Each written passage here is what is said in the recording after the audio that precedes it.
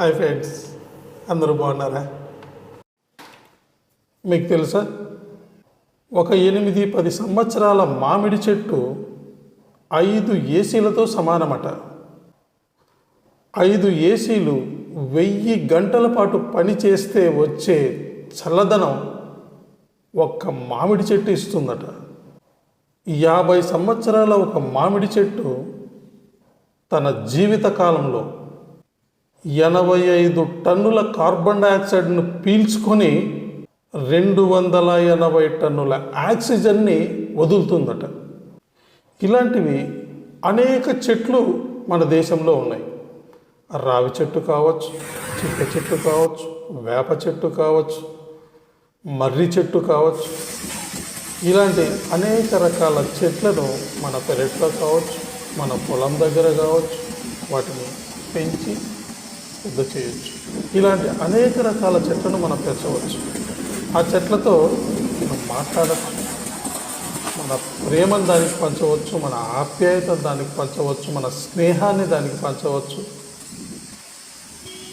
అవి మనతో మాట్లాడలేకపోవచ్చు, కానీ మన స్పర్శను, మన సాంగత్యాన్ని, మన స్నేహాన్ని అవి ఖచ్చితంగా తీసుకుంటాయి.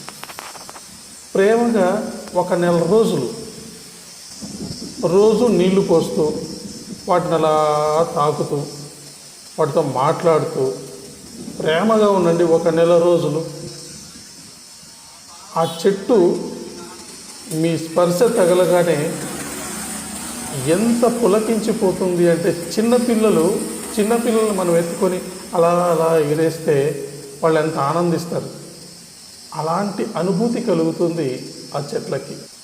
ఆ చెట్లకు కూడా బాధ, ప్రేమ, ఆకలి, దాహం ఇలాంటివన్నీ కూడా మనిషికి ఉన్నట్లే ఉంటాయి. ఈ మధ్య నేను ఒక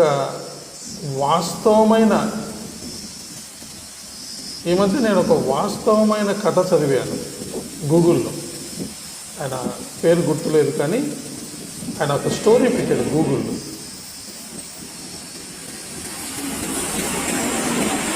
ఇప్పుడు నేను మీకు ఆ స్టోరీ గురించి కొద్దిగా చెప్తాను. ఒక 45-50 ఏళ్ళ ఒక మహిళ ఒక చెట్టును రోజు పెంచుతూ, దాంతో మాట్లాడుతూ, దానికి నీళ్లు పోస్తూ, ఖాళీ సమయం దొరికినప్పుడల్లా దాన్ని అలా స్పృశిస్తూ ప్రేమగా ఉండేది. దాదాపు ఒక 10-15 సంవత్సరాలు ఆ చెట్టు పెరిగింది. సహజంగా దానిమ్మ చెట్టు 2 ఏళ్ళకు కానీ లేదా 3 ఏళ్ళకు కానీ కాయలు కాయడం మొదలుపెడుతుంది. అంటే నాటిన 2-3 ఏళ్ళ తర్వాత కాయలు కాయడం కొద్దిగా కాయలు కాయడం మొదలుపెడుతుంది. కానీ ఆ మొక్కను కానీ ఆ పెద్దావిడ ఆ మొక్కను పెంచి రోజు నీళ్ళు పోసి దాంతో మాట్లాడడం వల్ల కేవలం 8 నెలల్లోనే అది కాయడం పూయడం మొదలుపెట్టిందట. అందరూ ఆశ్చర్యపోయారట, అదేంటది అంత చిన్న చెట్టు కాయలేలా కాస్తుంది అని.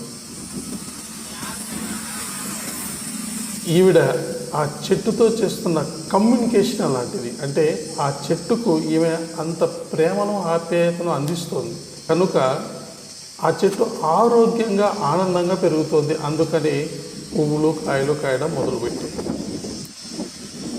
అలా దాదాపు ఒక 15-18 సంవత్సరాల వరకు సంవత్సరానికి దాదాపు 2 కాపులు వచ్చేవట. ప్రతి కాపు చెట్టు నిండా కాసేవట కాయలు. అసలు ఆ వీధిలోని వాళ్ళందరూ ఎగబడి చూసేవాళ్ళు, ఎలాగొస్తుంది ఇన్ని కాయలు, ఇన్ని పూలు అని.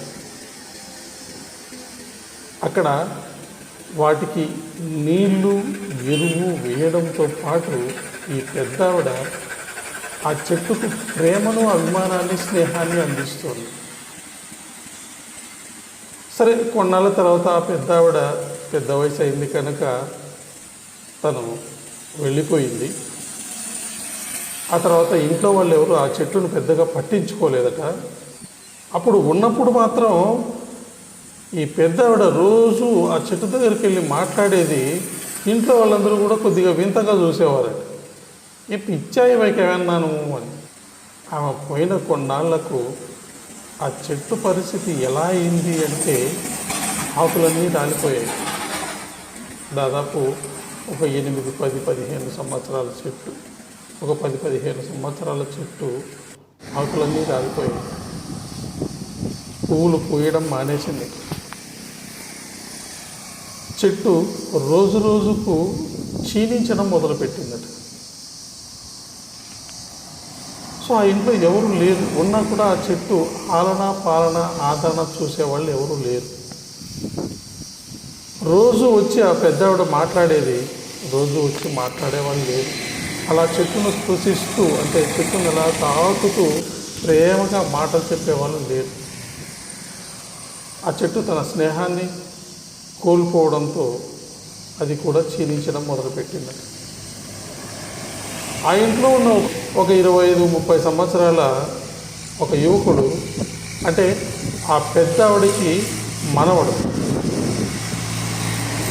ప్రతి సంవత్సరం సెలవులకు కావచ్చు, ఖాళీ సమయాల్లో కావచ్చు, ఇంటికి వెళ్ళినప్పుడు ఆ చెట్టు అంత హ్యాపీగా, అంత ఆనందంగా కనిపించేదంట ఆ అబ్బాయికి.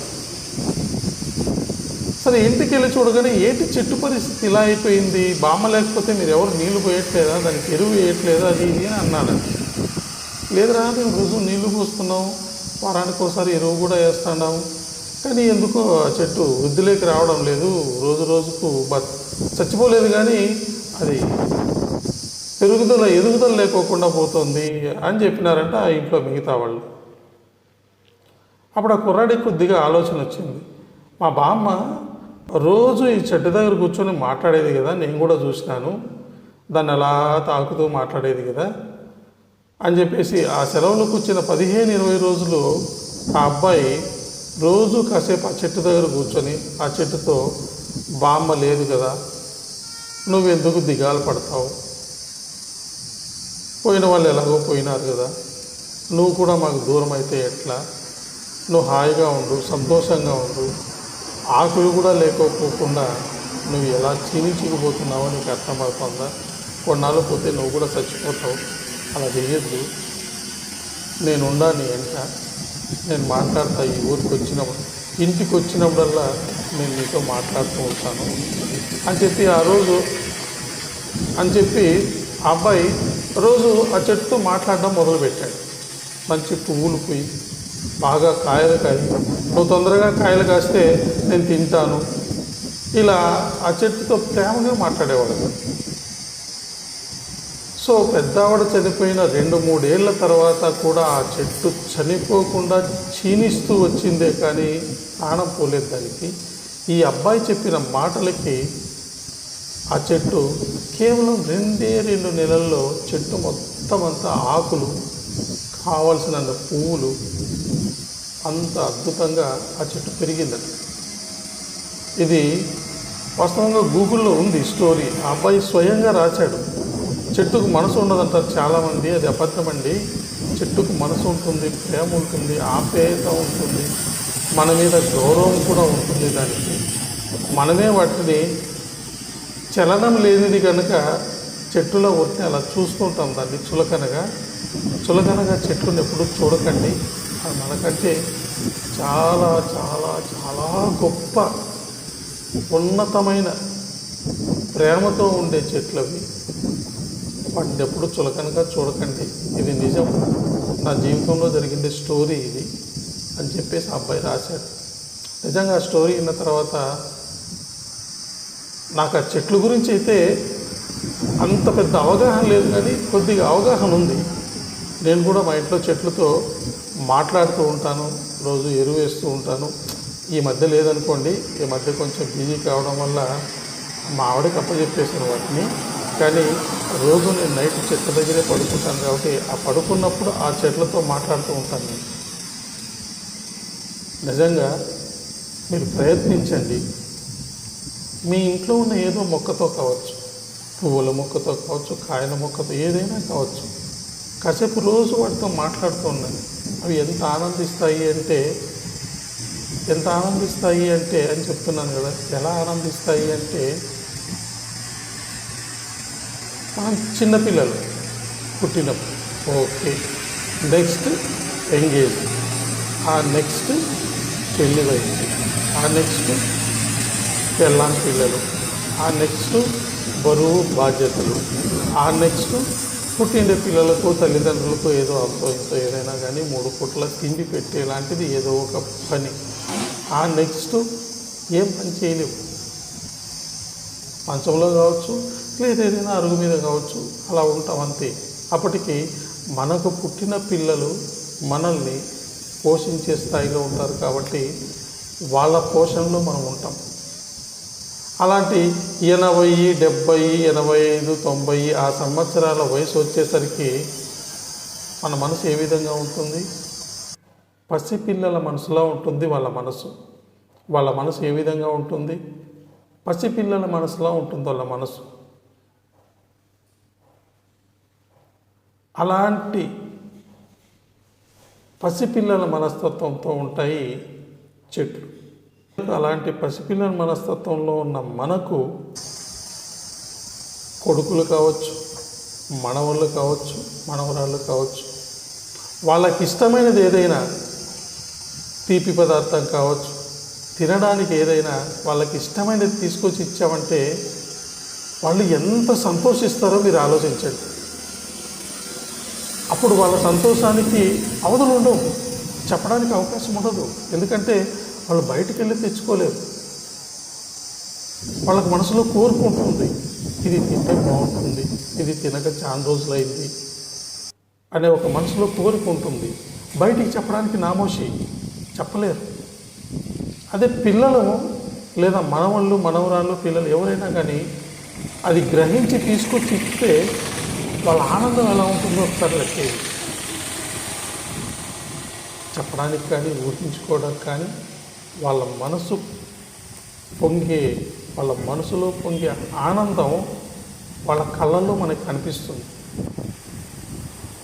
అలాంటి ఆనందంతో ఉంటాయి చెట్లు కూడా. మనం వాటిని దగ్గరగా తీసుకొని మాట్లాడుతూ పలకరిస్తూ. మీకు తెలుసా, కొన్ని రకాల చెట్లు దాదాపు 200 అడుగులు పెరుగుతాయి. మరికొన్ని జాతి చెట్లు దాదాపు 1000 సంవత్సరాల పైనే బ్రతికి ఉంటాయి. అలాంటి చెట్లు ఇప్పటికీ మన దేశంలో చాలా ఉన్నాయి. 1000 సంవత్సరాలు పైబడ్డ చెట్లు ప్రతి సంవత్సరం పువ్వులు పూస్తూ కాయలు కాస్తూ మానవాళికి ఎంతో సహాయపడుతూ ఉంటాయి. ఇలాంటి వందల వేల సంవత్సరాల చెట్టు భూసారాన్ని పెంచుతూ నేల పట్టుత్వాన్ని కలిగి ఉంటాయి. అందుకేనేమో మన దేశానికి భూకంపాలు చాలా తక్కువ. మనది భిన్న మతాలు ఉన్న దేశం, అంటే అనేక మతాలు ఉన్నాయి. కానీ చెట్ల విషయంలో మాత్రం ఒకే మతం. ఎందుకంటే హిందువులకు వేప చెట్టు అతి పవిత్రమైనది.